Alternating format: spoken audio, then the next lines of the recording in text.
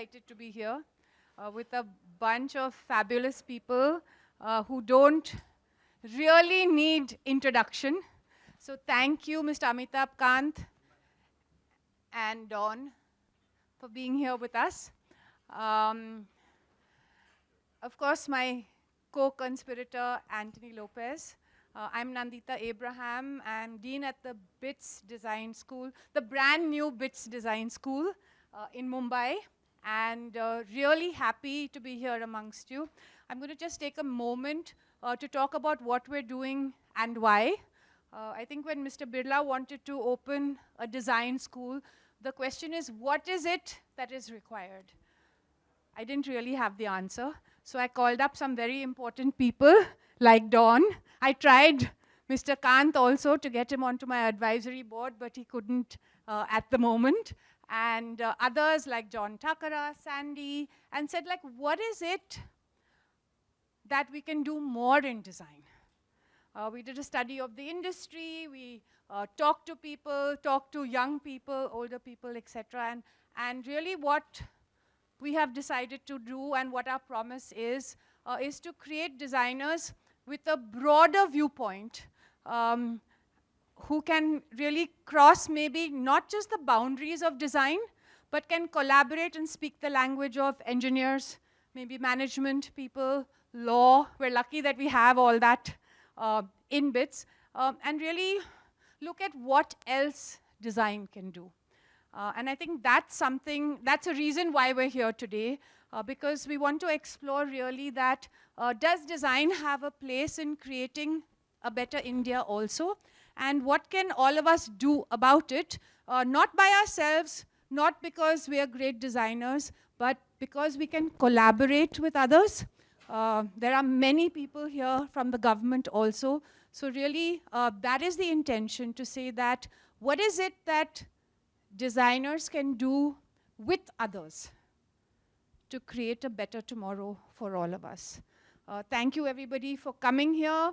We're going to start off now, but there'll be a lot of conversations, and look forward to that also. Thank you.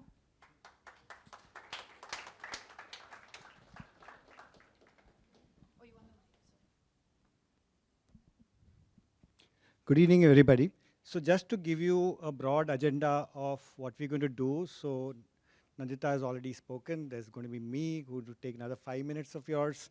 And then we're going to hand over the mic and the stage to these two gentlemen to take over from us. And once basically they have done a bit of talking among themselves, we're going to open the stage to the entire audience out here to ask questions. Okay? The framework has already been defined in terms of the title which we have given.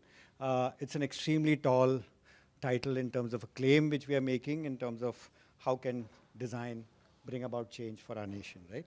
So thanks, Nandita. And ladies and gentlemen, esteemed guests, Mr. Amitabh Kant and Professor Don Norman, welcome to the 34th Lopez Forum, a purposeful gathering of experts, policymakers, industry leaders, and advocates.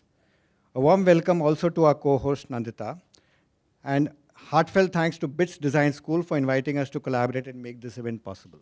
Thank you. Our gathering here today reminds me of our Prime Minister's vision of Vasudeva Kutumbakam. The world is one family. Yeah, this is the message we are putting out to the world. This philosophy is perfectly aligned with the inclusive, people-centric approach that design champions. For decades, visionaries in India have recognized the transformative power of design and design education, not to forget that. From the pioneering work of modern institutions like NID, IDC, and many more, to radical initiatives like Kiran Bir Sethi, please look her up here, for Design for Change, which empowers millions of children across 74 countries. This initiative is started from here. Designers have been pushing for the rightful place as a powerful force that can bring positive change. Few of the many achievements are celebrated on the torrents out here, which you can see a few examples, and these are only few of the many examples of how design has brought about change.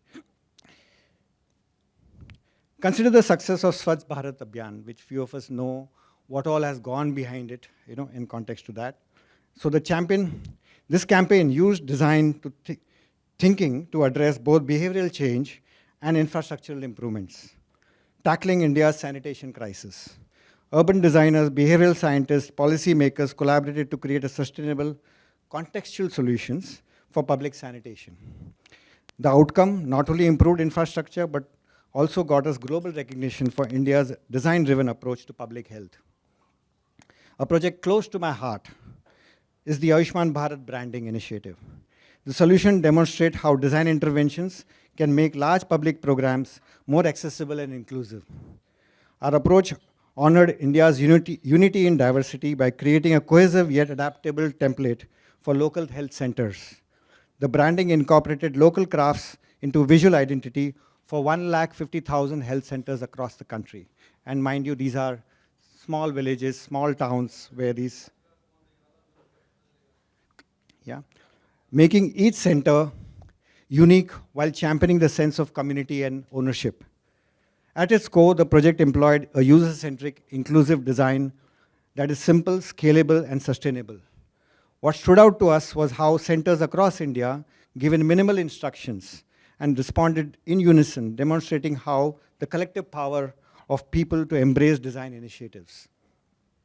Another remarkable example of Indian design innovation is the Jaipur Foot, which a lot of us designers are aware of. Since its inception in 1975, this low-cost prosthetic leg has transformed lives of about 1.8 million amputees in 34 countries. It's design which allows for cross-legged sitting and barefoot walking, perfectly suited to Indian and Asian lifestyles. The Jaipur Foot exemplifies how culturally sensitive, affordable design can have a more massive global impact. But we must push further. That's what Don Norman says and argues in his latest book, Design for the Better World. We need design that is fundamentally more humane and sustainable. This is where design first policy can make a profound impact. Imagine, and I think it's important for us to imagine at this point of time, if every government initiative, every infrastructure project, every public service were approached with a design at its core.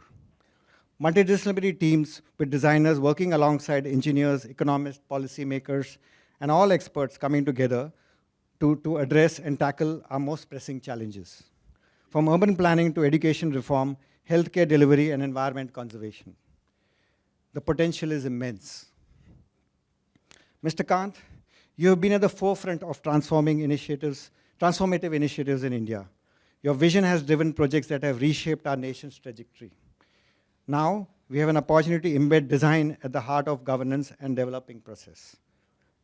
We meet here a day just before Gandhi Jayanti.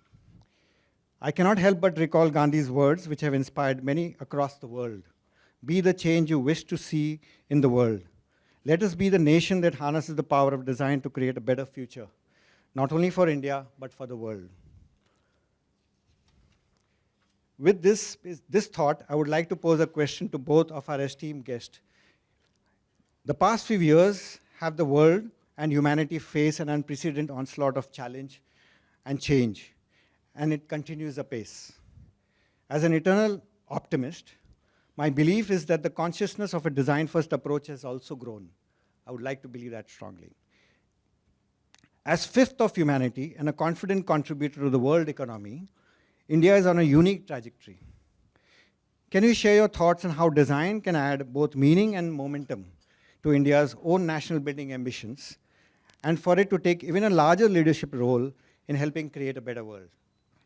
Thank you so much. And Dawn, if I can request you to begin.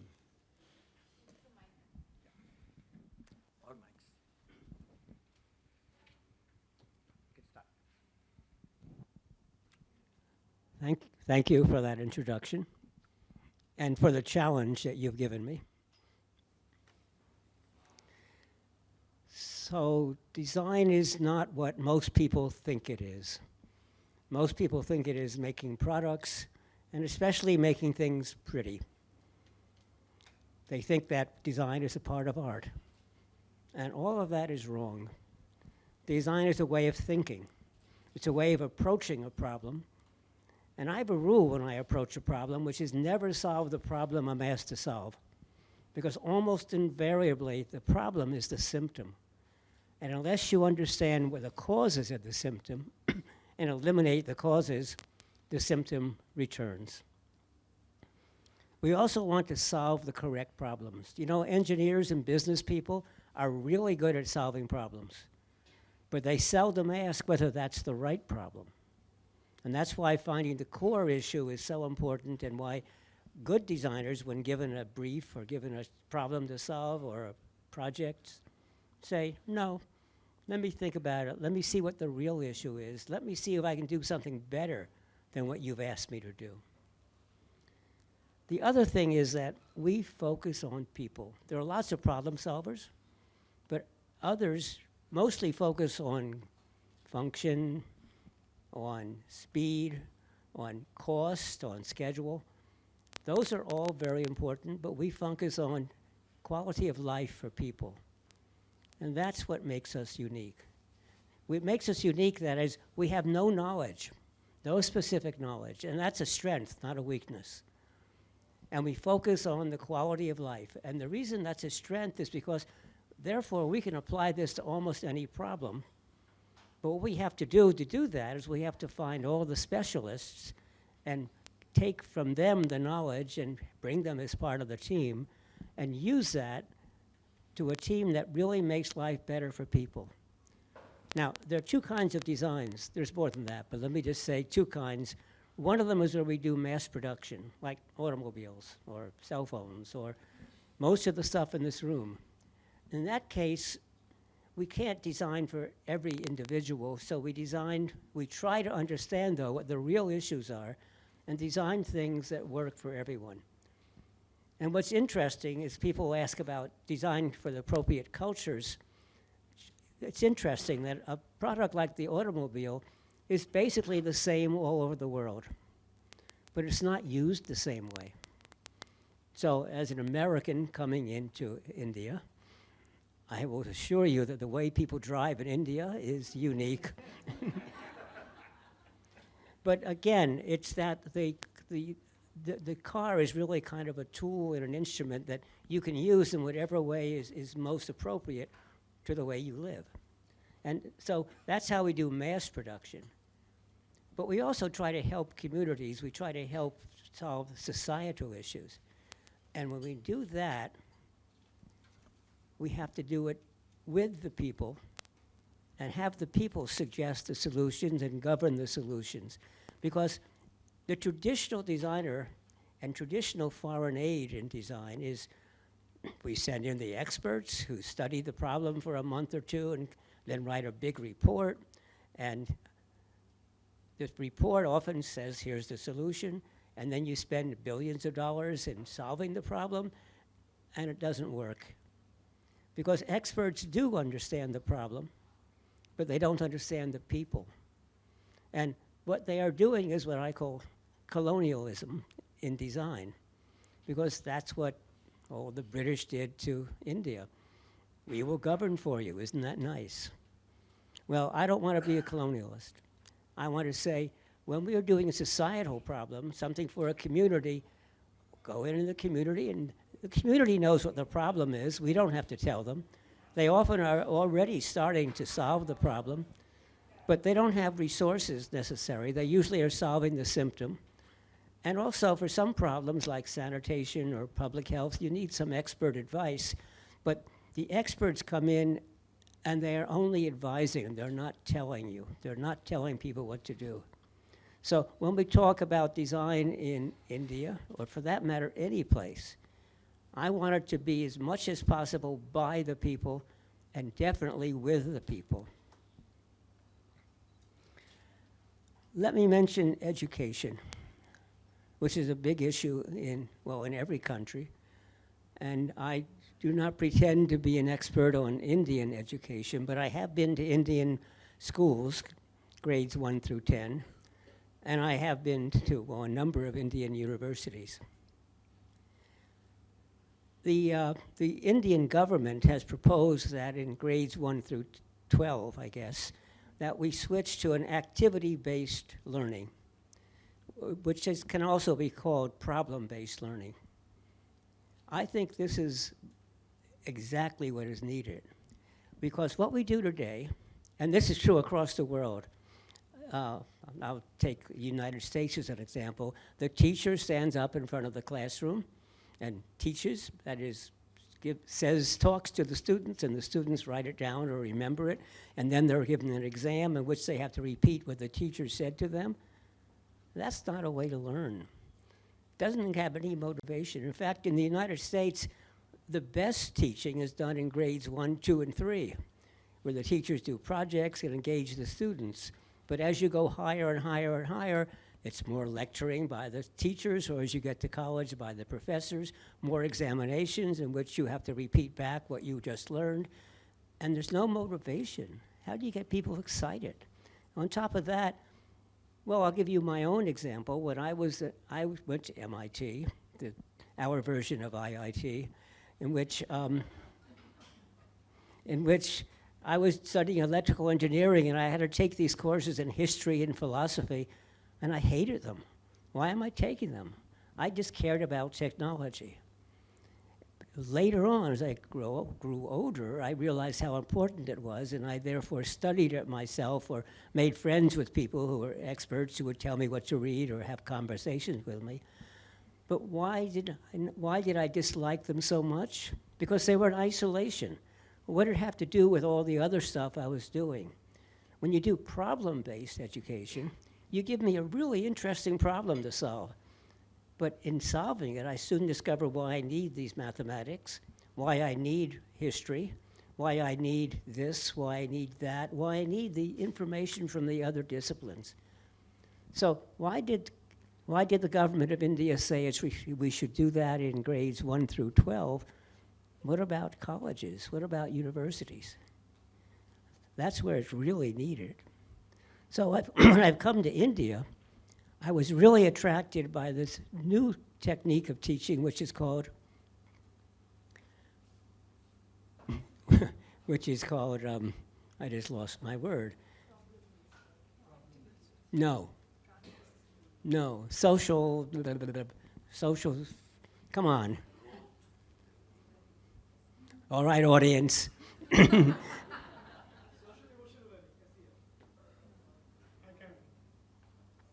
For the first time, we're trying to teach basically all of the fields to every student, give them a general education. Liberal arts, liberal education. Liberal education. My mind went blank when I'm not suffering from stage fright, I'm suffering from age.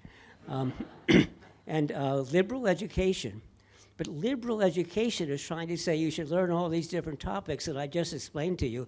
If they're separately taught, why am I learning this topic? Or what does it got to do with this? I want to be a designer, or I want to be an engineer. Why am I learning this stuff? But if you give people problems, so what I would like to see is liberal education coupled with activity-based learning or problem-based learning. And what I'm delighted to tell you is I visited 4 different schools while I was here. And the dean of the BITS Design School in Mumbai has graciously allowed me to go and visit other schools. And actually, one of the things she said, if I can come with you, you can do that. So I'm on the advisory board of that school, and what we're trying to do is a different kind of education. So it is problem-based, and it gets the students involved in doing interesting things right away. The school is only about 6 weeks old right now. But when the advisory committee was there and we looked at the student projects, we were just overwhelmed at what they were doing in the first 6 weeks. And because they were given interesting tasks to do. They weren't taught how to do it, they just did it. And I've seen that also in some of the other schools. And I think that's the future here. Now, design is a way of thinking. It can be applied to any problem. It can be applied to problems of government. I just talked about education, but think about the policies that governments makes.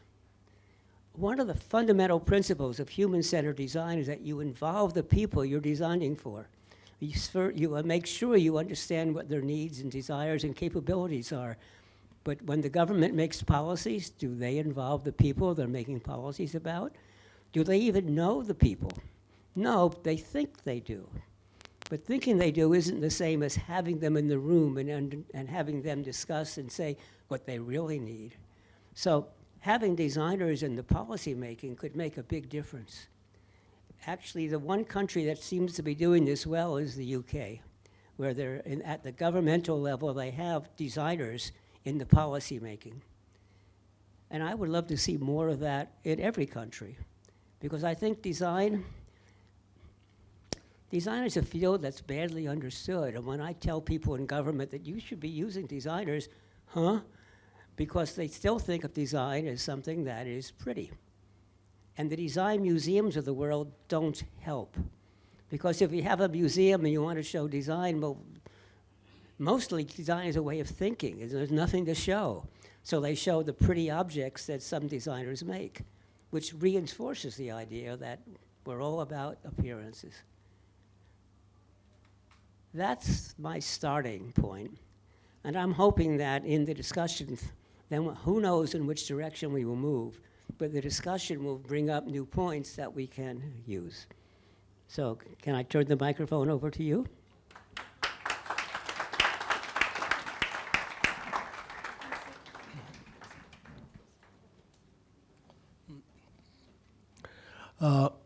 Let me first congratulate Nanta and Mr. Lopez for organizing this interaction with Don Norman. I loved his passion and energy, and you look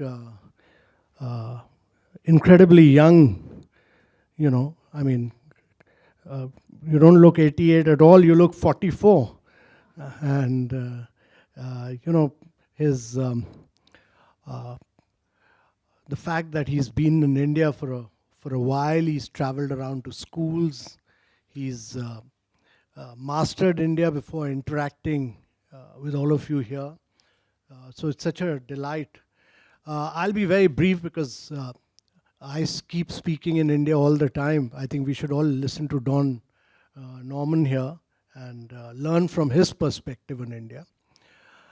Just a few things. One is that 50% of India for the year 2070 is still to be built. So we will see 500 million Indians getting into the process of urbanization in the next 4 to 5 decades. And the challenge for India is to really do good design in its process of urbanization. It's very critical that we bring citizens center space in that. And that's important because we should not make the kind of mistakes which many other countries have made when they were urbanizing. America, for instance, their car companies actually bought over the railway companies and destroyed them so that cars could sell. And America is about 1,150 cars per 1,000 people. Europe has about 950 cars per 1,000 people. India has just about 22 cars per 1,000 people right now. So as we move from a low income to mid income and a high income country, and our ambition is to be a $30 trillion economy by 2047, it's important that we design cities for people and not for cars. We create cities which are for cycling and walking and for mass transportation. And we also design them in a sustainable manner, because much of the urbanization of the world, when it was happening, climate challenge was not a major issue. But 2023 has been the hottest year in the history, and 2024 will be even hotter than 2023.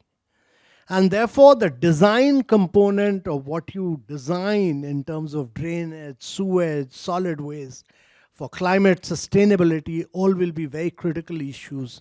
And I think that will be a very major challenge on how to bring citizen and the user center space in that.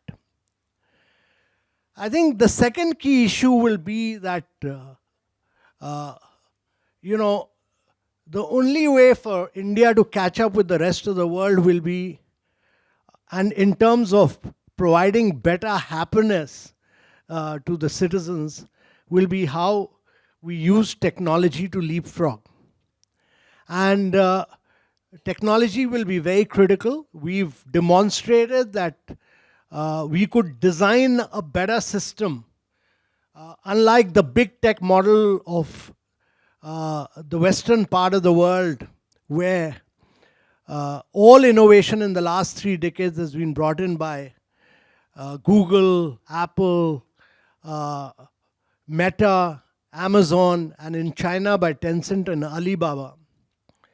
We designed a system which was open source, open API, globally interoperable, and where through the digital empowerment protection architecture, we could say that the citizens will own their data.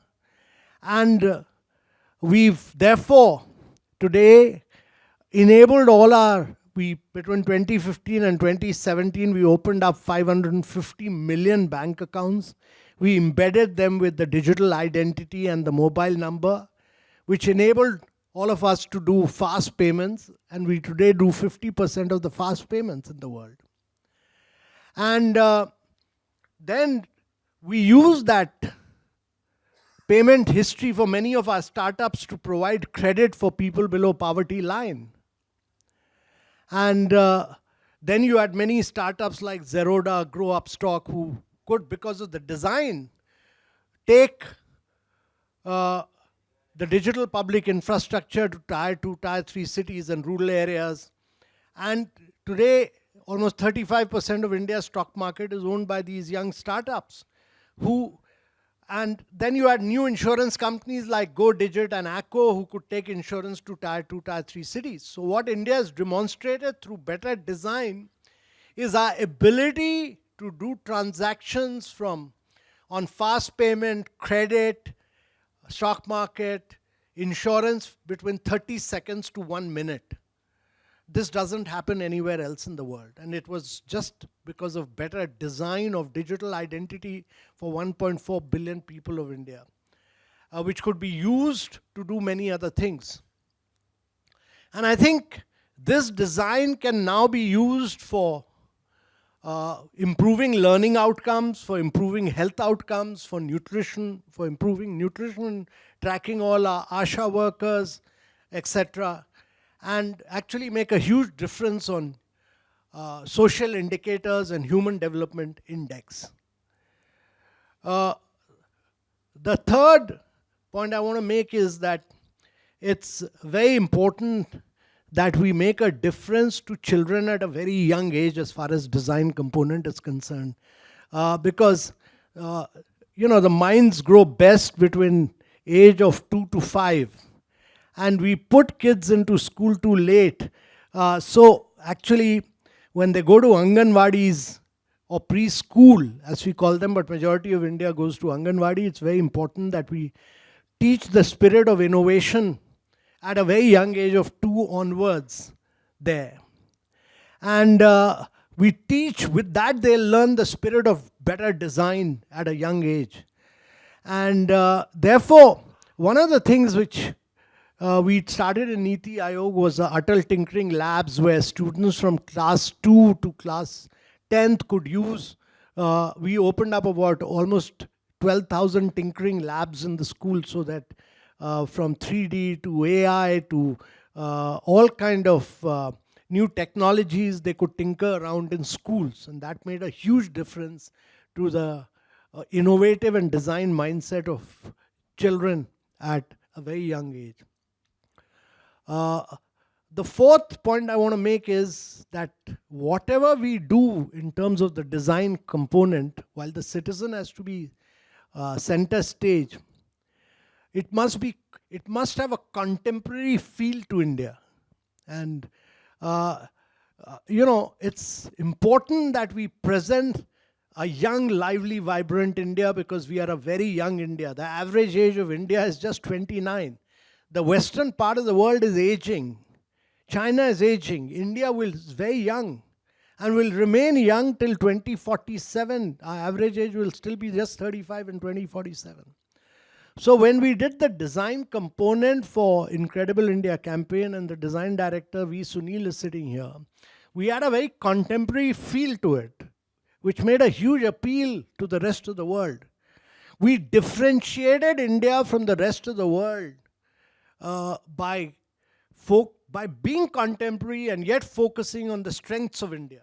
And the strength of India lies in its ancient civilization. We went back to yoga, we went back to Ayurveda, we went back to meditation. We did all that, but in a very contemporary design format. And that really appealed to the rest of the world. So these are the few points I want to make, but I entirely agree with Don that whatever we do, the citizen has to be center stage. We are at the beginning of India's story.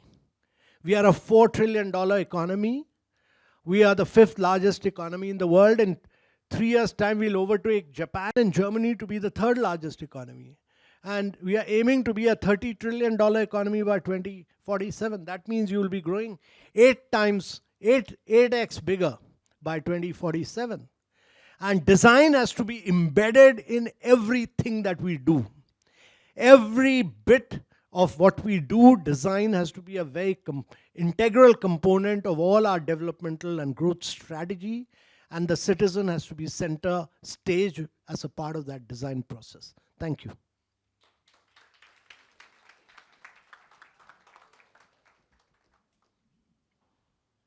So this may be a dull discussion because we agree. But I did think of several points.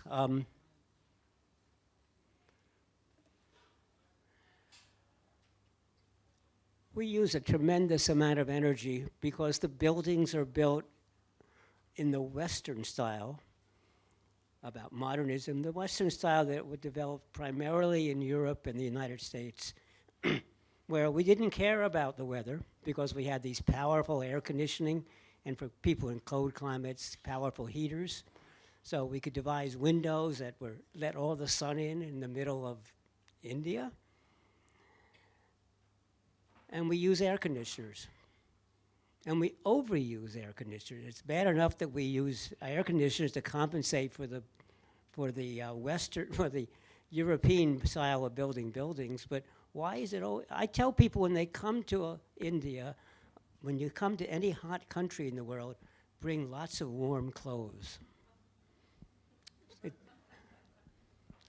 Air conditioning, there are over 2 billion air conditioners in the world, and every time you use an air conditioner, the heat is taken out of the room and into the atmosphere, but more heat is put into the atmosphere than is taken out of the room.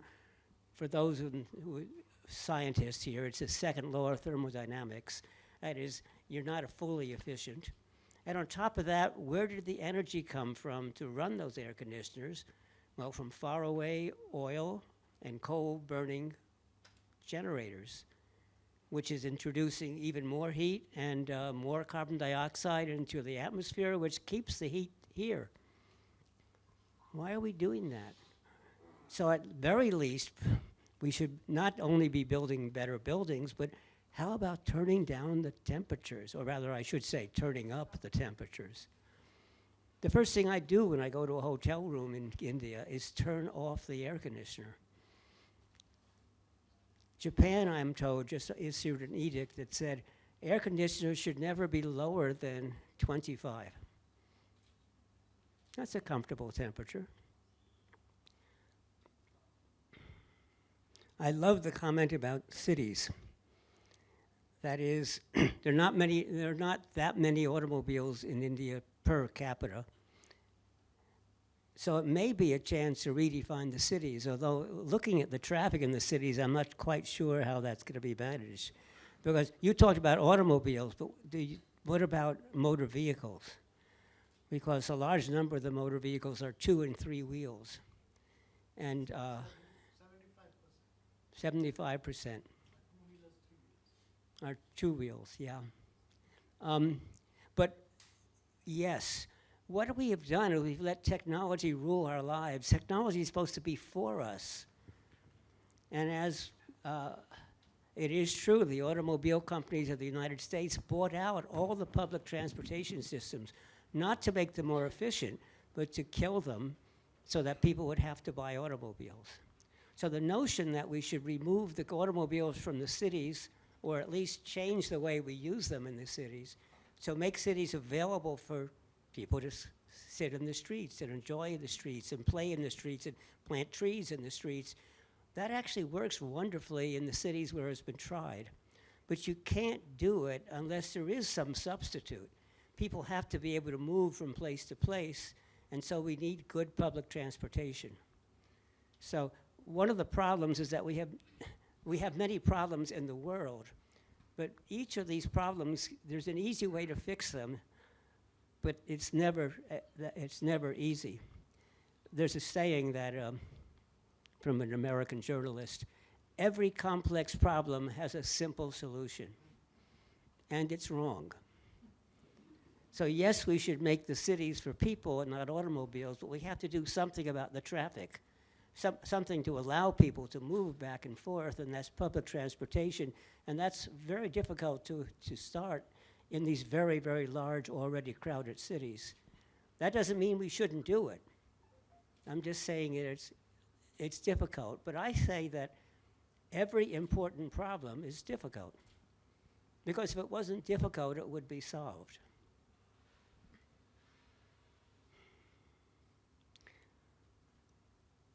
Scaling.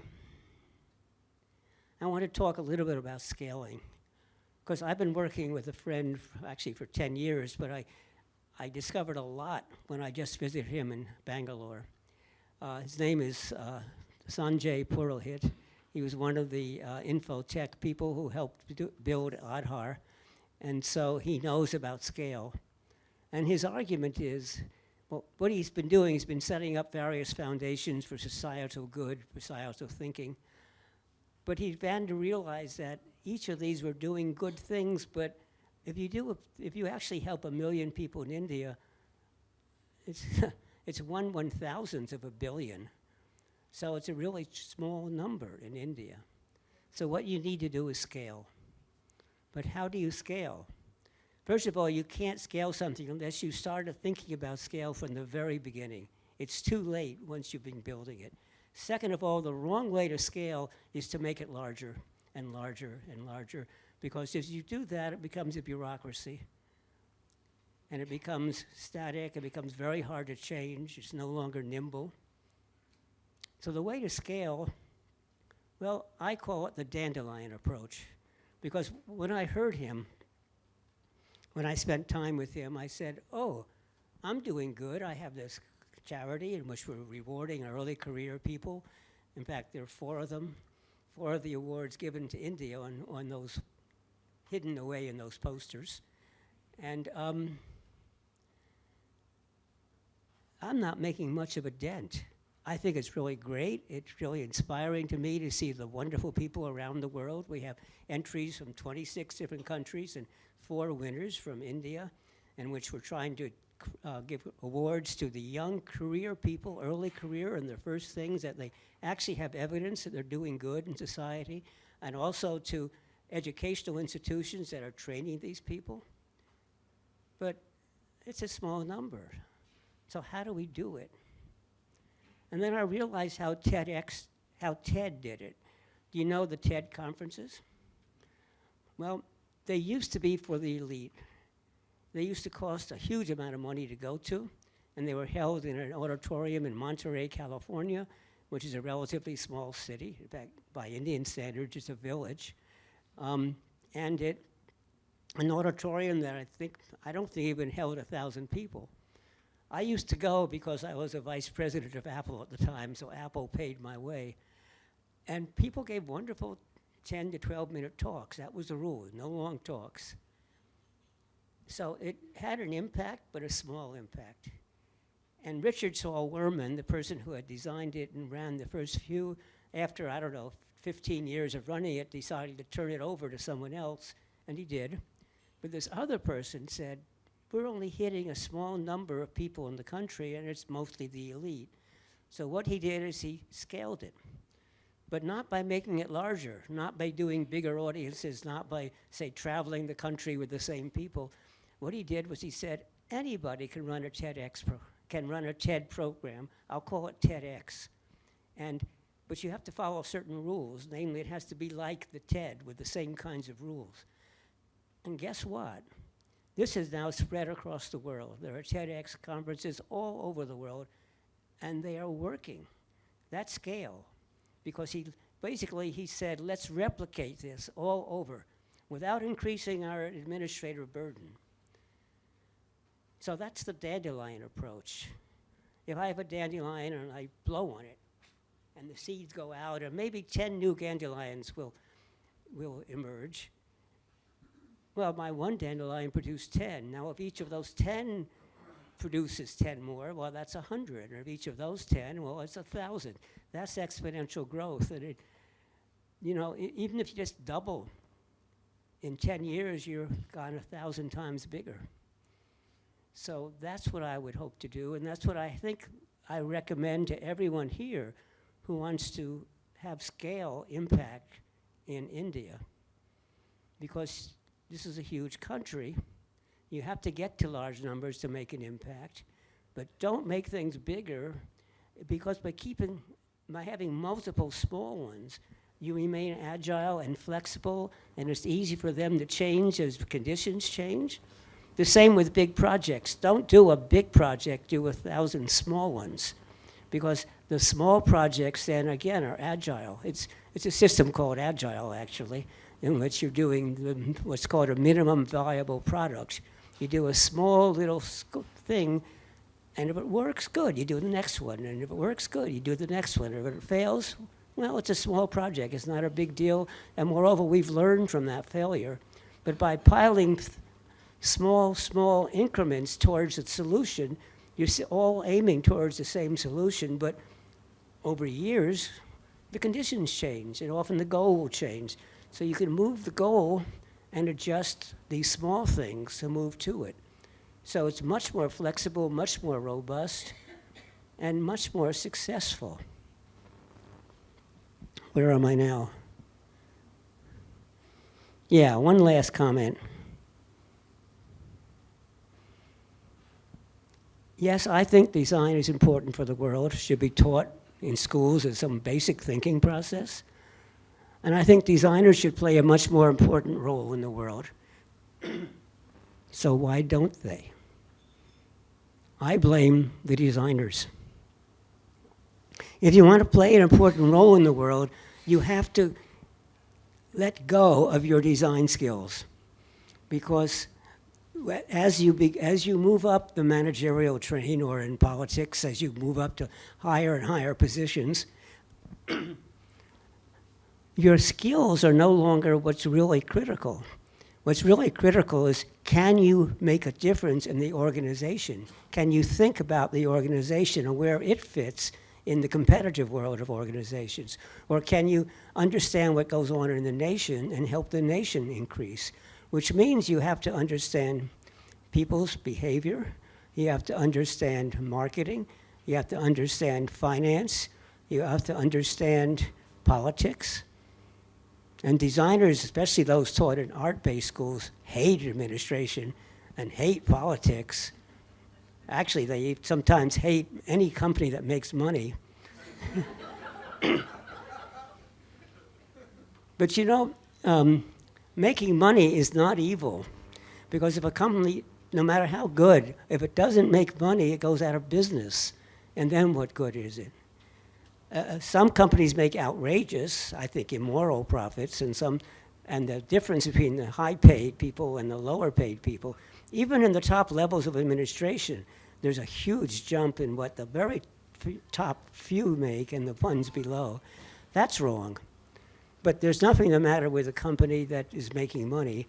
In fact, this company, you can't read it, but it says Patagonia here, is a really good example, although it's by major standards, it's a small company, but it makes camping equipment, and it's owned by the employees, and it's what's called a B corporation. B, I think, stands for better, and that it owes its livelihood not to the shareholders, but to its employees, to its customers, and to the people around the location of their plants. And if you buy a product from them and it tears or wears out or something, you send it back and they repair it and send it back to you. And eventually, if they can't repair it, well, they reuse all of the parts of the clothing in their next batch of clothing. Which is interesting because the fashion industry is one of the largest offenders in sustainability. Some 30–40% of clothes are returned without even ever having been worn. And because of the dyes they use, you can't reuse them. So lots of people are working on how to do this. In fact, I went to a startup at one of the cities I was at. I must admit, I've been to so many, I've lost track, but I heard from about 7 or 8 startups and what they were doing, and one of them was they were trying to make clothes out of wool, which is one of the most sustainable of materials, and they made special dyes that could be easily removed so that you could reuse it. Once the clothes are worn out, you could reuse the fabric and get rid of the dye, because the dyes are poisonous. In fact, one of the entries I had in my contest was from Kenya, which manufactures a lot of clothes, and they all come back, or a huge percentage comes back, but they can't reuse them because of the poisonous dyes. So they're working on developing a biodegradable dye. There are many problems in the world. And how come the managers who do this are not from design? So I recommend to not every designer, but every design group ought to have somebody who understands finance, who understands management, who understands all these other fields. And, you know, I got on a whole bunch of company boards, and the first board I was on, I was said, hurrah, I'll help you make better products and better this, and worry about the strategy. You know what a board meeting is? Almost 90% of the time or more is spent looking at the balance sheets. It's all about finance. But that's necessary, because without the money and without the planning for it, the company goes dead. And one of the worst things that can happen to a startup is, for those of you in the startup world understand, you get a big order. You get a big order and you cheer, you celebrate it. And then you say, wait a minute, we have to hire some more people to do it. Oh, we have to buy more equipment. Oh, we need to buy the parts and the supplies. But we don't get paid for the order until we've actually delivered it, and then sometimes not for another 3 months. Many companies go bankrupt because they got a big order. Well, that's something you have to understand. So let me see if I can summarize in a more cheery way. I really think design can change the world. And I think the designers are in a position to help, but not the way most designers are today. Not all of you, but because you have to, no field can stand by itself. And if you want to make a difference, you have to understand the larger problems in the world and address them, which means you may give up what you love most is doing your work. But you do it, but for a few people like me, every time I moved up, I found it more exciting because I knew I was having a bigger impact on the world. And that's what I encourage you all to do, have a bigger impact upon the world.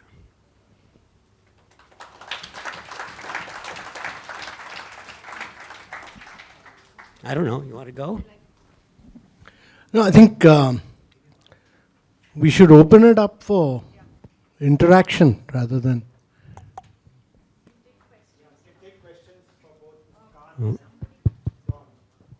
charge of the mic? Oh, there's more over there. Oh, maybe Anthony, you can give this mic.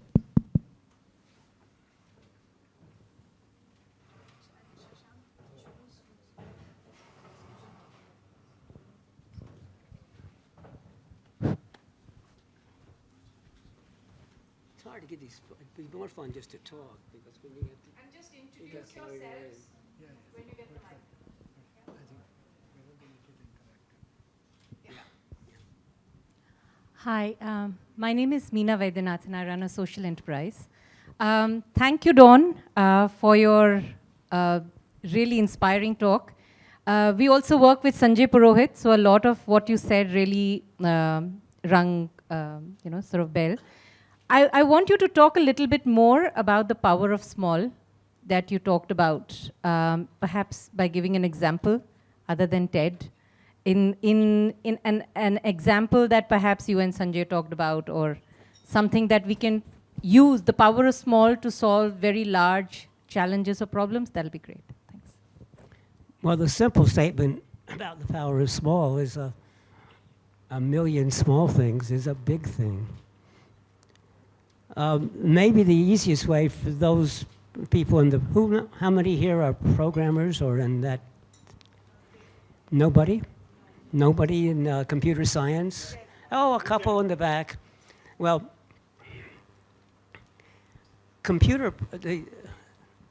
some computer programs are huge. Millions and millions of lines of code. What that means is if you print out all the instructions, it's it's huge. No single person can understand it. And it takes hundreds of people years to produce these. So a typical operating system for your Macintosh or Windows machine is huge, and there's no single person at Apple or at Microsoft that understands it. And it's, how do you manage it? Well, it's made up of many small parts. And the system that's called Agile is a way of trying to do this. And Agile is a technique that makes that you do a whole bunch of small things, and those make a big thing. And because each small thing is understood. And one of the fundamental principles of design in programming language is each unit, no matter what's inside of it, but you have a module, what matters is what information goes in, what's its format, and what comes out. That means that you can modify the unit, redo it, as long as the same information comes in and the same information goes out, which means you can change things as you learn or as technology improves, et cetera, et cetera. In fact, you can even make systems. I gave as an example in my new book where I could make a sewerage system someplace, and I would make little parts, and I would build it slowly and slowly, and I might even have, one of them would be a little room where there were people doing the operation. Because as we learned how to make the technology, we could replace the people with the technology, which therefore worked for longer and had some advantages, as long as what came in and went out were the same. So it's a very flexible way of doing things. And that's my best answer to your question, that there are very large projects, and I especially know the information technology world, which is made up of many, many small things that combine to make one big, efficient thing. And you can do it pretty reliably. I was hoping you would give an example which was not IT related. Yes, I agree with you, and which I could, but my background is more in the IT side, so I can't. Now, maybe somebody in the audience can. Anybody in the audience have a better example? Let me actually try and share a problem or an answer and see if that can perhaps be something that can initiate this conversation. So in Assam, we work with a bunch of... You should be using the microphone. All right, so there is this state of Assam in northeast of India, and we work in very difficult topography in a place called Karbi Anglong, where we work with rural tribal tea growers, helping them become entrepreneurs. And for 2 years, we kept struggling because it was just so difficult and it's so expensive to go there, train, work with them. And then what we did was we created these groups of 3 and created champions, about 30 champions over a period of 2 to 3 years. And now those 30 women are actually training bunches of different women. And just in the last 1 year, we've actually have 600 women now who've set up their own shop. Would this be an example of the power of small? But we are not sure whether it can actually be replicated anywhere else. It's a beginning example, but you only got up to 600 women. Yes. And I'm serious, because actually you could often do, you could also just start with 600 women. It wouldn't grow well, but it wouldn't look that different in the beginning. But what you've done is the right way, because the 600 women are groups of 3, I think you said, which makes it flexible. But the real proof will come as it gets even larger.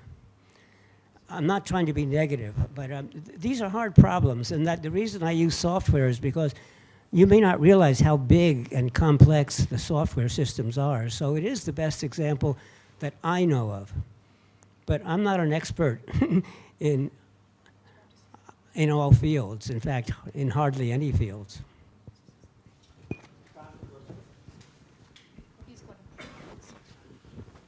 So, very early in my career, I had this opportunity to work with traditional fishermen of Kerala. And the task given to me was to increase the market price of their catch. And in that sector, there were almost 15 middlemen, and they were just getting 20% of the price of the marketed price. So we got them new technology, which was outboard motors, so that they could go much further into the sea. We got a new net, which was then known as the disco net, and we got them fiberglass crafts. Their production increased, but yet the number of middlemen remained the same. And we introduced beach level auction, but one of the great things we did was that fisher women used to go and sell fish in urban areas. And they used to find it very difficult to put their fish basket in the normal buses, because it was impossible for them to put the basket on the normal buses. So we designed a fisherwomen bus where the baskets could all be kept at the back and the fisherwomen could sit in front. And that would enable 150 odd fisherwomen to either sit or stand, and the baskets could all be kept, and these were fisherwomen buses. It started with 1 bus, went up to 5, and today almost 50 buses operate in the city of Trivandrum. But it has taken the market price, the returns to the fishermen, from 20% to almost 85%. So the returns to the traditional fisherman family went up very substantially as a consequence of this introduction of fisherwomen buses. And I think we can start small, but eventually that starting small must lead to big, because the size and scale of India is very big. We've demonstrated this in LED bulbs, where we procured 400 million LED bulbs. We brought down the price of LED bulb to its 15% of what it was. We changed all, in government buildings we don't use normal bulbs, we only use LED bulbs because we brought their price down. We did the procurement of electric buses, and it took me over 100 meetings as CEO of Niti Aayog to get 7 cities on board. 7 cities, because they all had different standards for buses. Somebody with front entry, somebody with back entry, somebody with different kind of sitting. But we were able to get 7 cities together. But when we did this procurement of 5,700 buses for 7 cities, the price of a electric vehicle was about 12% cheaper than a combustion vehicle. So, the size and scale of India has to be used to drive tech innovation and to bring down prices. Many people, many experts across the world say that when you move from fossil fuel to clean energy, you will have to pay a green premium. What India has demonstrated is that because of its size and scale, it can do things on a green discount rather than a green premium, and net zero can be net positive for India. So it's very important that you can start small, but make it successful. You can replicate that, but use the size and scale to bring population scale impact. And it's very important that we do population scale impact. And for us in India, it's not the 1.4 billion people of India, but the next 4.5 billion people of the world who are moving from poverty to middle class. That has to be, we have to find solutions at large scale for that 4.5 billion people of the world. And that can only be done if you are able to bring population scale impact at low prices. And that is what India must demonstrate to the world. I would like to add something to that. The critical factor, I think, among others, is the standards. Because once you have a standard, then mass production can really take off. And if you have every city designing its own buses or designing its own streetlights or its own garbage cans, then it's, first of all, it's going to cost much more money because each one is being made on a small scale, because mass production works well on a large scale. And second, it'll be easier. Where do you get the people that are trained to fix and repair the buses and the parts for the buses? So the scale is not just the purchase price, but it's the maintenance price and the training price, because everybody is standardized. And that's one of the critical factors. Because once you have standards, then you can scale. Because basically you can even have multiple manufacturers doing this, but they're making the same things. And that's what makes the difference. I don't know who's the moderator. Who's the moderator? Hi. Good evening to all of you, and thank you, Anthony, for inviting. It's really an honor to hear from both of you. So my name is Samir Kumar. I run a media company. After having worked for almost like 14, 15 years in the global centers of London, Tokyo, and Singapore, a chance meeting with you a decade back in Singapore was quite transformational. That I'm back in India for last 7, 8 years and trying to build something ground up in media after having worked for Prasar Bharati for a few years as well. My question to both of you, to you, sir, from the point of view of the government, and to you, sir, from the point of view of a corporate, is while what I hear is we need to do things differently this point onwards, we also need the scale, but at the same time, how the big tech or how the big governments have achieved scale so far, whether it's auto or tech or any other company, that can't be the solution for the future. And one of the key issues could be the decentralization, even though perhaps what you pointed out in terms of have a standard design and then let people at the small level have the production and not necessarily have a high volume of the profit or anything like that. So how do you address the decentralization, if you agree to this, in terms of the governance, in terms of the corporates?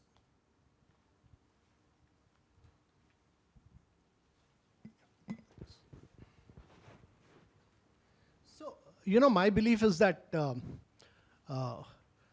it's not the governments which drive change, it's the private sector which drives change.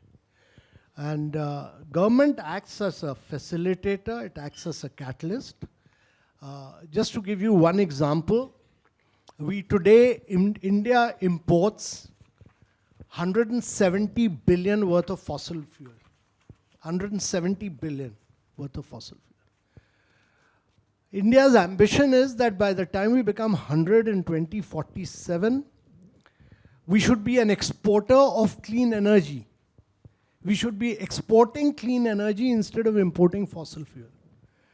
And what India has decided is that because it is climatically blessed, it can produce renewable energy. We produce 200 gigawatt of renewable energy. Our target is 500 gigawatt by 2030.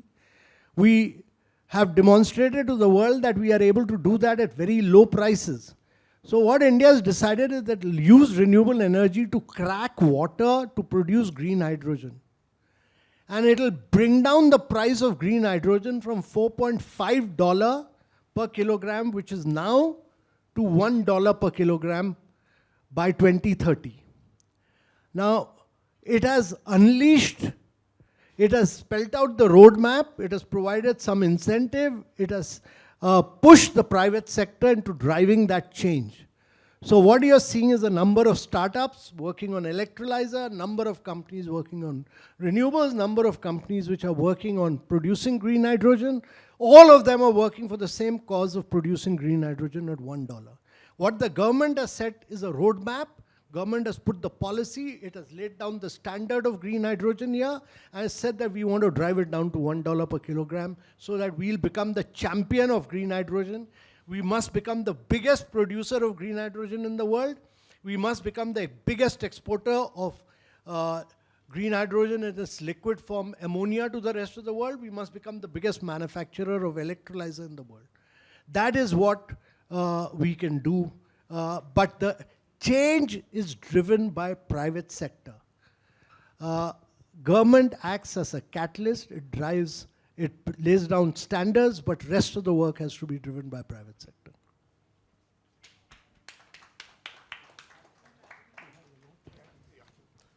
I have a question for Don and one for my old friend, Mr. Kant. Don, we have I'm J.K. Dadu, an ex-civil servant like Mr. Kant. We have 7 institutes, national institutes of design in India. None of them have made any impact in the last 50 odd years. The first one is in Ahmedabad, the rest 6 have come in the last few years. What changes in the curriculum would you suggest so that these 7 national institutes of design become really effective and do what you're suggesting? To my old boss and colleague, I wanted to ask 4 questions.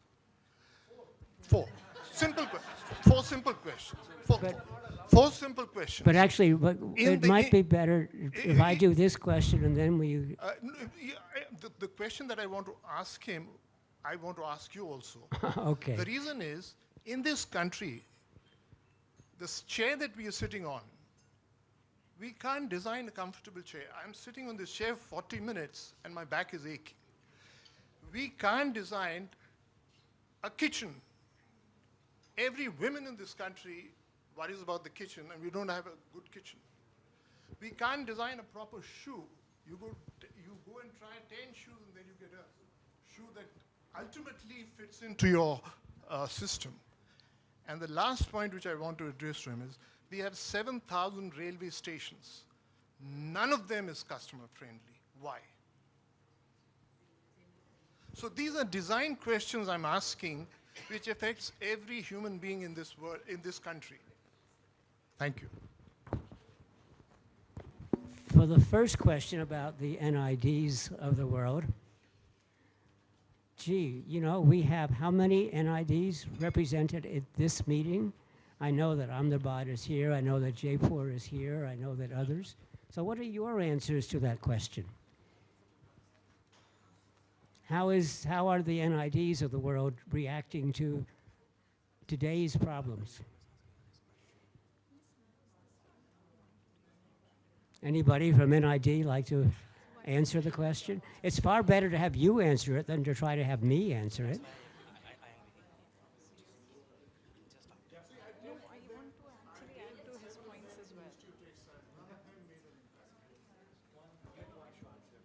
Well, but I can't. I mean, whoever has a microphone has the control. No, I'm not asking question. I want to add. Then I'll ask my question.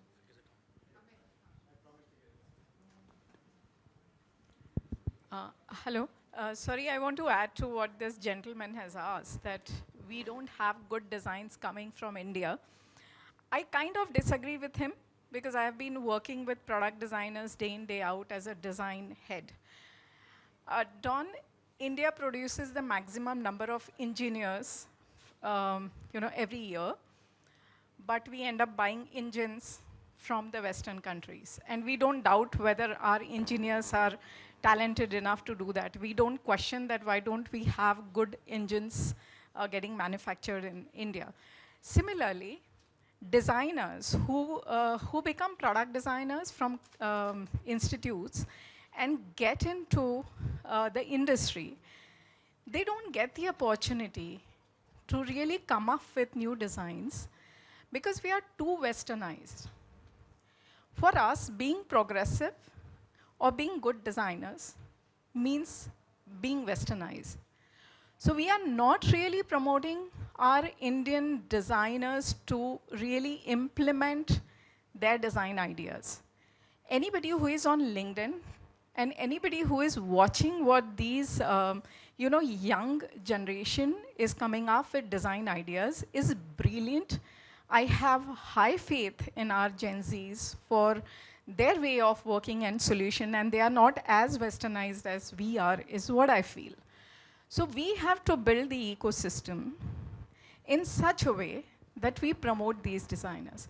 Why I am saying this? But Don- who is doing the promotion? You say we are not recognized. Who is not? Because I claim it's your own fault. Yes, I agree. You made that point, and I want to come to that. In India, Don, most of the parents think that their kids should either become engineers, doctors, or become CAs.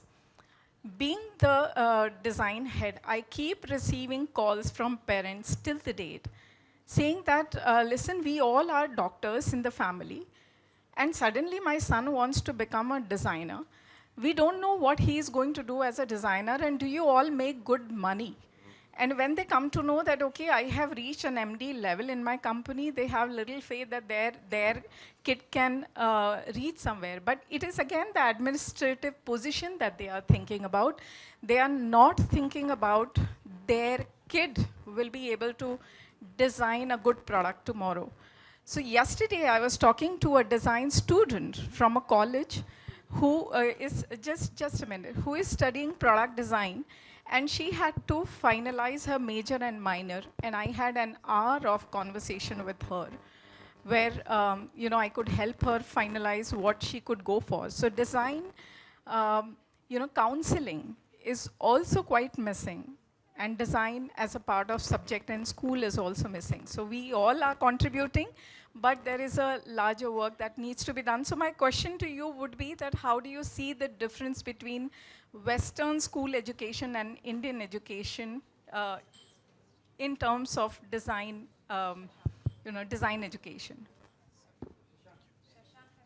Don, do you like Amit to answer to your point? And to his point, what would be Hi Don, can you hear me? So thank you Don and Amitabh for a really great start to today's conversation, and it was amazing listening to you both. I'm a design entrepreneur. I've been working for about 30 years, and I think I represent NID in the sense I'm an NID alumni. I'm an alumnus of NID, and I think it's not an easy answer to give why the design schools have not been able to create impact. But I think there are many reasons, a few that come to my mind, the top of mind ones is, one is opportunity. I think government is potentially the biggest user of design. And like you said, design is a way of thinking. It's not just about the artifact. I think though government promoted the design schools, they were also obsessed with the artifact of design and not the thinking behind the design process. And I think they have not dovetailed design thinking into policy creation, into talking to people whom we are trying to serve. So that's a big missing link in governance today. So I think the government started design, but they did not fully utilize design. I think the other route that I think design can have to create massive impact is entrepreneurship. And I think one of the ladies here just mentioned that a lot of designers assume that getting a job as a designer is the best option. But I think being design entrepreneurs, and many design entrepreneurs from NID and other design schools are represented here, I think design entrepreneurs eventually create more impact because they do a diversity of work, they engage with a wider group of people, and they also evangelize the potential impact of design over time. So I think that's a huge game changer for design to promote design entrepreneurship as well. May I take this on? Change it? Yeah, I'll just stand on this side. Just a second, please. See, we will never end on education. I want to change this. My name is Niyam Don. I'm so happy to have you here. I'm the founder of Design Rev, which is Design Revolution from India. I set this up 10 years ago, not as a complaint, but as a solution. And I've also worked at Apple, Adobe, Google, Intel, and done very large population level projects, solving in health AI and a lot of other things. So later we could discuss how small things lead to large impact. And for 14 years, I've also worked in setting up the Linux movement across India and worked with open source and made it into this force. I was the founder of Linux Daily. My question is really to Amitabh Kant, sir. I am so impressed to hear government talk about design and at such depth. Now, India became a superpower of IT because apart from our people with its initiatives, we had the Ministry of IT. You are now saying that the problems of 21st century cannot be solved with the education or thinking of 20th century. We need an unprecedented approach to solving at scale for 1.4 billion people through design. My question is extraordinarily, brutally simple. One, when are we going to have the Ministry of Design from India? Two, can I vote for you to be the Minister of Design for India? No, let me be equally brutal and respond to you and say that by forming ministries, you don't find answers to problems. You'll create bigger problems.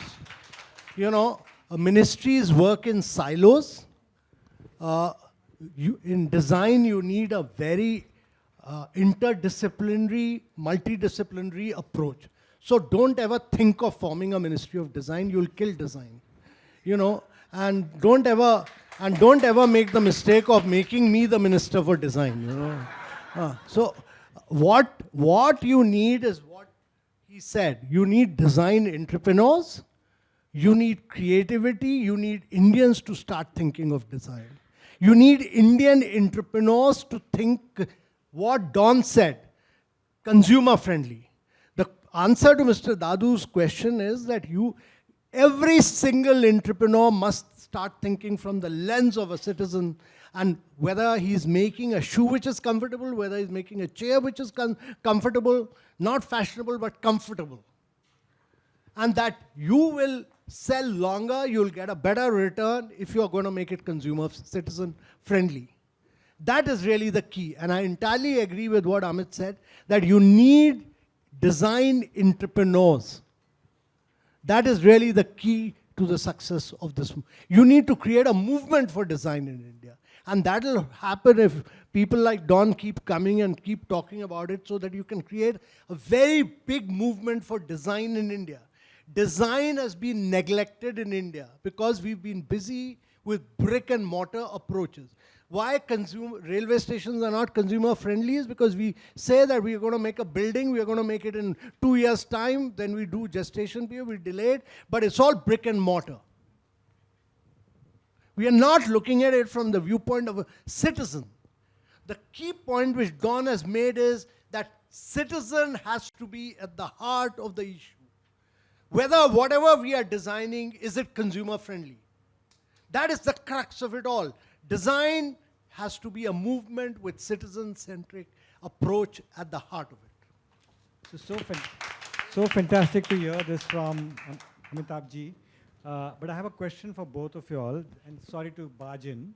Is in context to one size fit all, right? So we are talking about if we want to impact 1.4 billion or the larger world, you got to get into scale, which one size fits all concept, right? So the clarity which I require from both of you gentlemen is, how do you serve a country like India, which is so diverse, and how do we solve problem for the whole of India through technology or other means, where I'm comfortable with who I am and you're serving me well?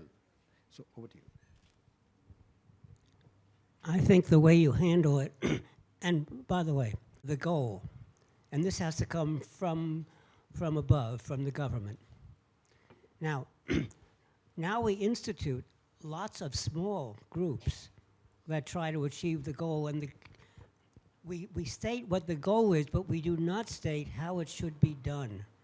this allows all the various different kinds of cultures within this very large country to do things that's appropriate to their culture and their way of life, but still aiming at the same high-level goal.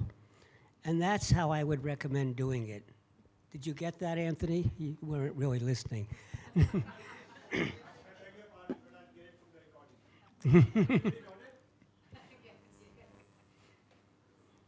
So the point is, the way you do it is you have a goal, and everyone is aimed at that goal, but they can do it in whatever way is most appropriate.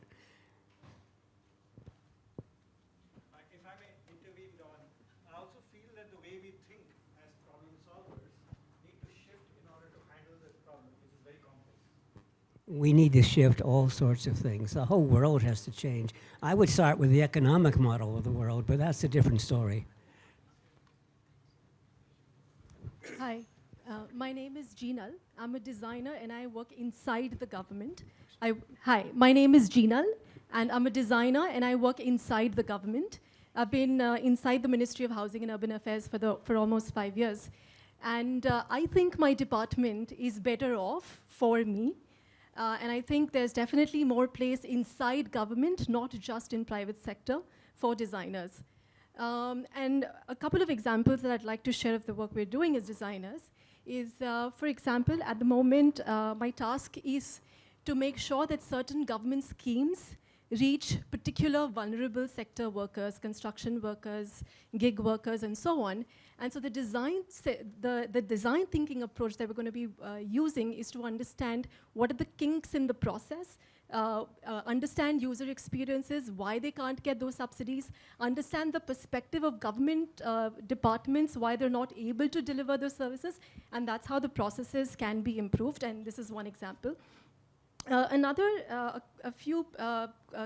sir, you talked about cities and walking and cycling, and I've been leading initiatives called Streets for People, Cycles for Change for almost 3.5, 4 years. And we've worked with 30, 40 cities to improve walking and cycling. We've gotten cities to adopt healthy streets policies. We've gotten a few departments with designers to improve streets and so on. But so we've just made a dent. We have a ministry where we have dedicated missions on housing, on water and sanitation, livelihoods, and so on. But now we need a mission that is looking at integrated mobility, but also looking at active mobility for walking and cycling. And without a national mission, I don't think we are going to be able to leave it to cities to take this on their own. Thank you.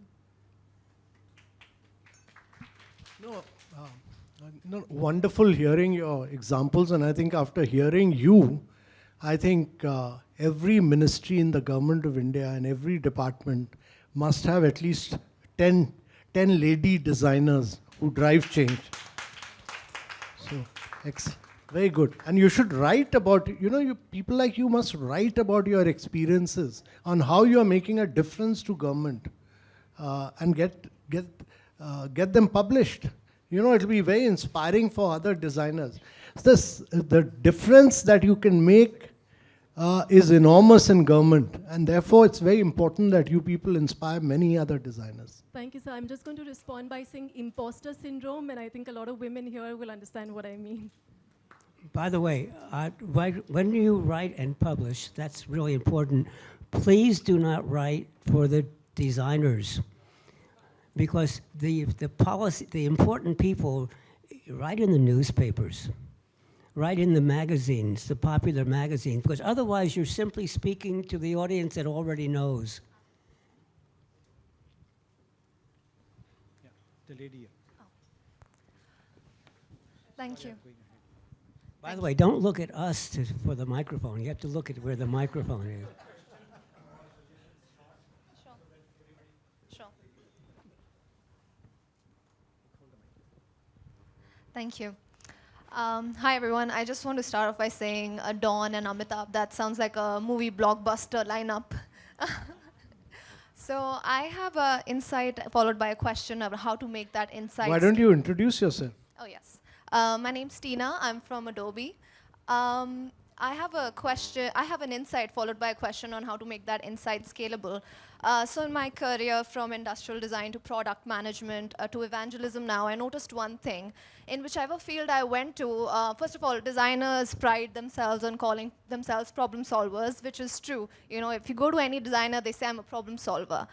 And then I went to product management. I was connecting with a lot of developers, and I asked them, what do you do? And the first thing that they say is that I solve problems, but I solve problems with code. And then then I go into other fields, and everyone, you know, for example, marketers say I bring problems and solve problems and kind of position solutions of problems to people. So a lot of people, you know, kind of do design. So my question to that is, and the one thing that's been a staple in my switches has also been design. My question for that is, how do we bring design? And that's also to the point that you added that, you know, how designers are not making an impact because they're not taking their skills to other fields. My question to that is, how do we bring designs to field that might not be in any way related to design, or they seem that they're not related to design? So for example, you mentioned in a board meeting, how do you bring it to finance? How do you bring it to policies? Of course, this is about policy first. So how do you bring design as a thinking process to other fields? You don't bring designers to the board meeting. Designers have to go to the board meeting by showing that they will contribute. And let me tell you again, the thinking process isn't what is required at the board level. I mean, it is, but it isn't. Because what the board, I repeat, what do the board meetings cover? It's almost always finance. And you better be able to understand and contribute to the financial discussion. And by the way, when I do that, I'm not an expert in finance, but I can tell, though, how that finance translate into the behavior of the company. And therefore, I will argue for changes in the financial statements, not to make the arithmetic come out, but in order to increase the divisions of the company that are doing the most exciting things for the future product development. So a question for you is, how did you rise to your position in Adobe, which sounds like it's a reasonably high position? You didn't do it by showing that you were a great designer, I bet. You did it by showing you were a great manager.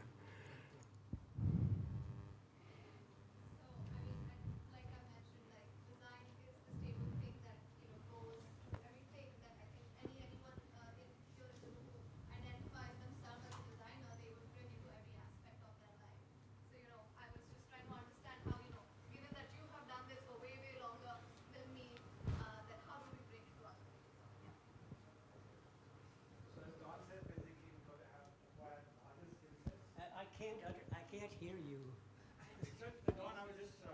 That's what microphones are for that purpose. So basically, the designers need to get larger skill sets, broader skill sets to be able to make a difference at a high level, top-down level, right? Yes. So it's very, I think from both speakers, what we understand is that design can make a difference, undoubtedly. Right? Is anybody in the room which says no? Yeah, so all of us agree on that. Design must make a difference. Absolutely. So there is no doubt on it. It's about all of us in the room and also everybody in the room. So we are all inclusive with context to design, that we have to raise the bar for ourselves and then impact at a larger scale, right? And I don't think these are easy solutions or quick fixes, kal ho gaya.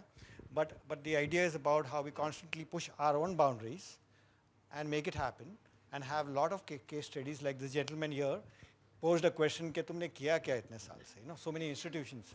Exactly. No, I think both as people, as part of the product of an institution of that. The consumer, he says he doesn't feel the impact. Yeah. But again, sir, if I can address your question from a designer perspective, like Amit was saying, I think we all in our own places have created impact. But maybe it has not reached the scale or the point which has affected you as a person, right? So that is where I think there are enough examples which we believe, which are some of them are here, you know, which says that it is impacted at scale, but not at the scale which is necessary. So we got to up our game also. Yeah, so Don is now ripping the chair apart just to say it's not good or great design. Yeah, so it's purely functional at this point and to a minimum aspect. It's not meant for 4 hours of sitting, right, in that sense. Yeah, Oh, sorry, I'm my speaking too suspicion much. is that there are good I shouldn't take the ergonomic mic. designers, but ergonomics cost more money in every country. And I have a suspect that these are bought on price, not on comfort.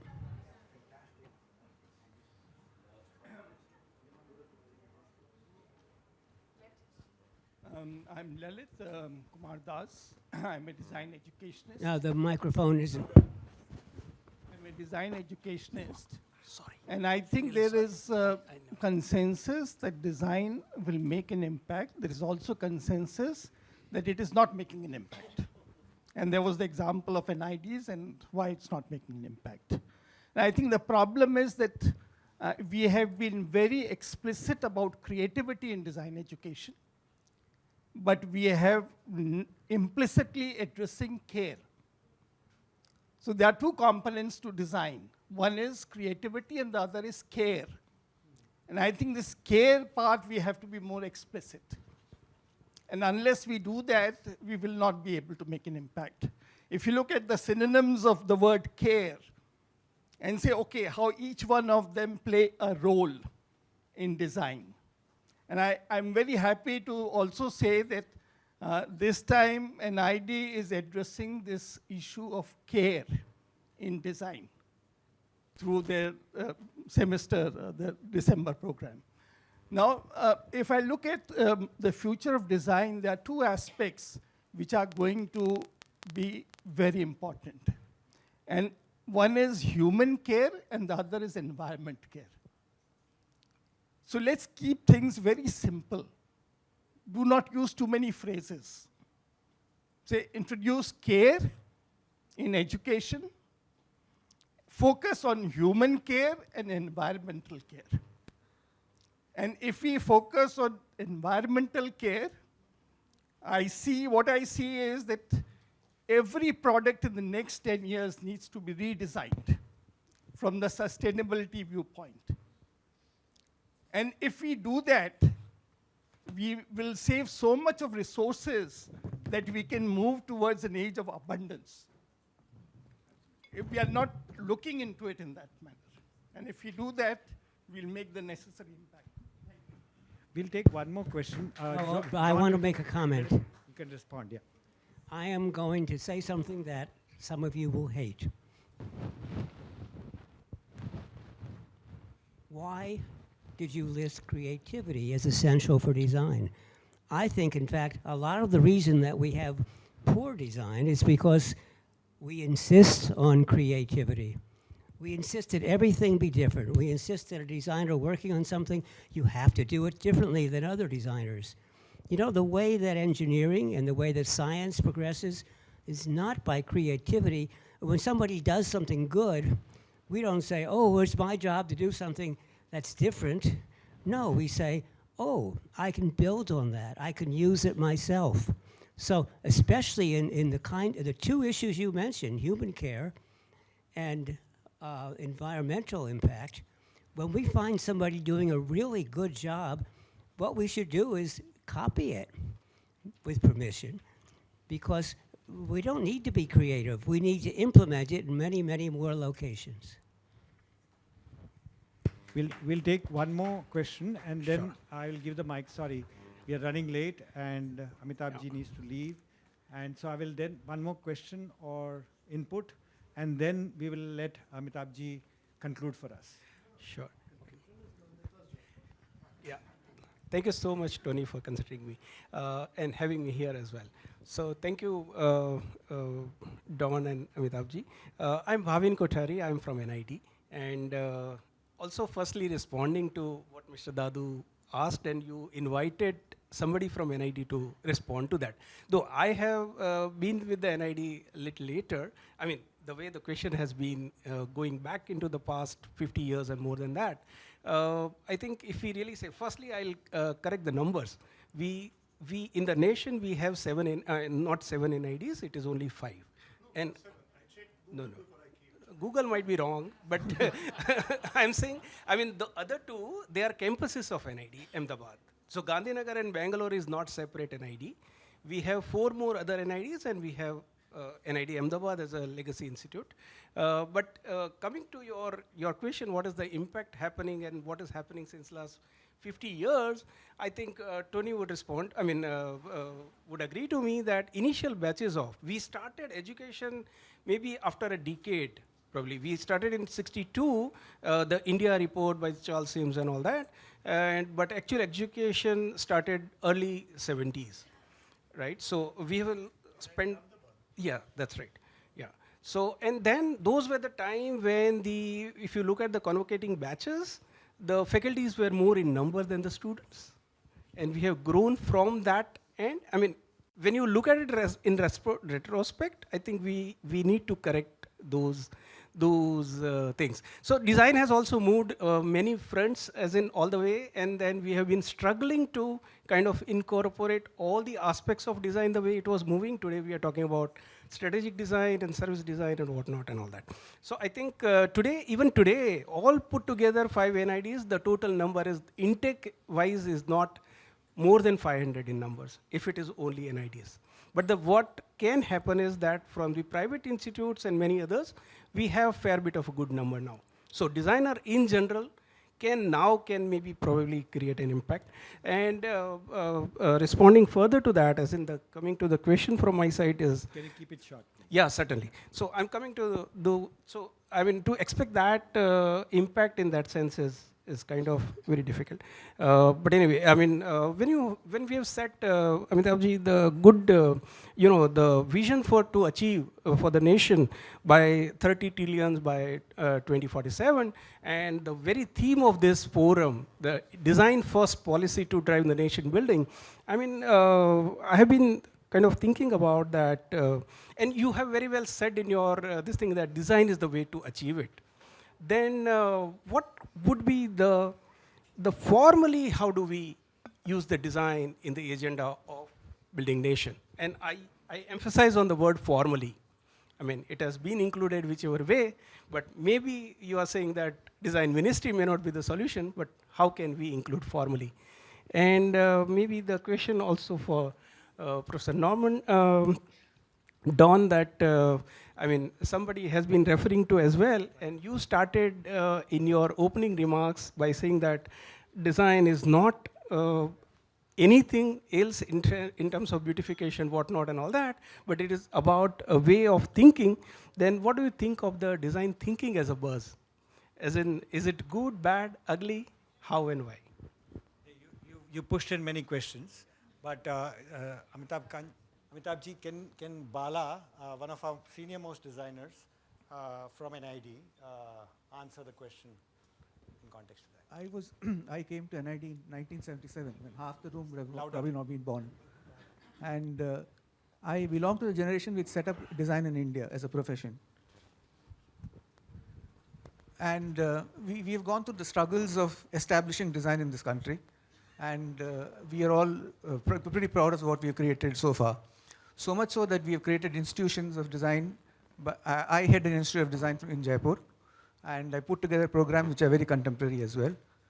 I want to say that you can never, all of us can keep talking about design and making an impact, but till we have a constituency of design, it will never going to happen.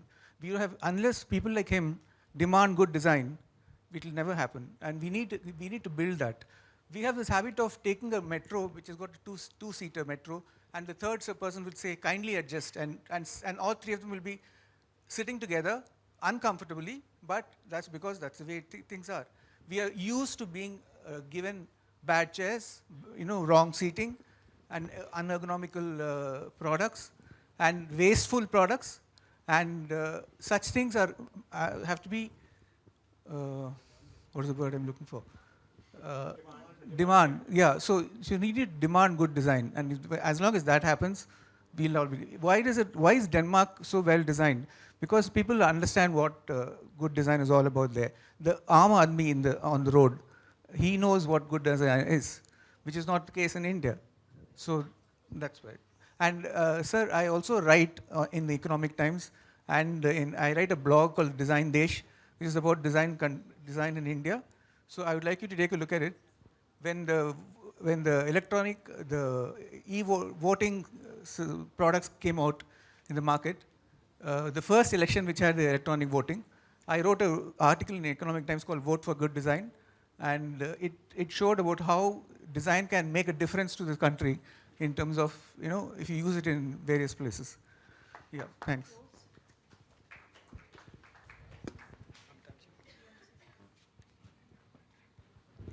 We've been going on for over 1 hour, 45 minutes, and it's great to see such a lively, vibrant, and dynamic discussion. And I really want to thank Don Norman for having created such a huge impact here by getting a lot of young people to speak. And it's been a very fruitful, interactive session here. And the remarkable thing is that this proves the point that, Don, you need to come many more times. And just, you're wasting your time in the United States of America, you should relocate to India if you want to make an impact. I really think that you should relocate to India. And, but one thing which comes out very clearly from today's discussion, that it'll be very difficult for India to grow at high rates of, 8 to 9% per annum year after year for 3 decades, or become a $30 trillion economy without design becoming center stage, and without design playing a very critical role in whatever we do across sectors. And making India a top-class country would require design to be an integral part of our growth process. And I will only end with what Don said right in the beginning, that the citizen has to be center stage. Look at the utility of that design from the perspective of the consumer. That, to my mind, is really the key. Thank you.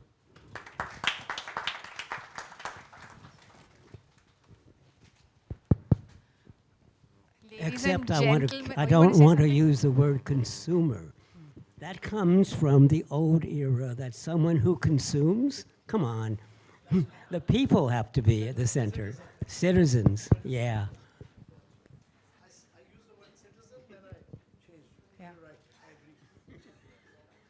Ladies and gentlemen, did you ever think that we would be sitting in a discussion with Mr. Amitabh Kant, G20 Sherpa, and Professor Don Norman, father of UX? Isn't it amazing? And let's give them a big round of applause, please, seriously.